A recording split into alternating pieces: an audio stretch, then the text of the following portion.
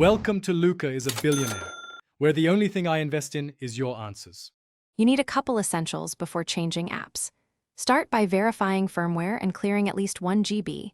This prevents install failures. Next, confirm your 5G Wi-Fi provides a steady download speed. Aim for 10 Mbps or more, because buffering mimics app faults.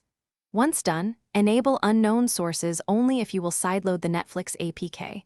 I explain why. It allows installation but increases risk, so plan to disable it after. Now download the correct Netflix APK, matching Android TV builds and architecture. You're ready to install. Pick the Android TV APK that matches Mxq's CPU, ARM or ARM64, because wrong builds crash on launch. Transfer via USB drive or use ADB sideload.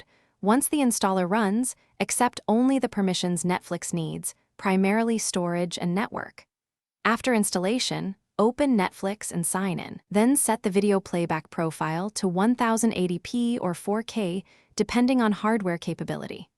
Make sure HDR is off if the box lacks DRM level required. Finish by optimizing playback and resolving lingering errors.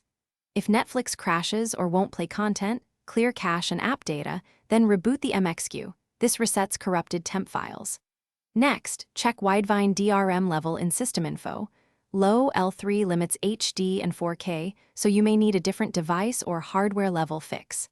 If problems persist, perform a factory reset only after backing up media. This restores a clean system state. If still stuck, try reinstalling a different Android TV build or consult device forums for firmware patches. Thanks for watching and please subscribe. It's the best investment you'll ever make.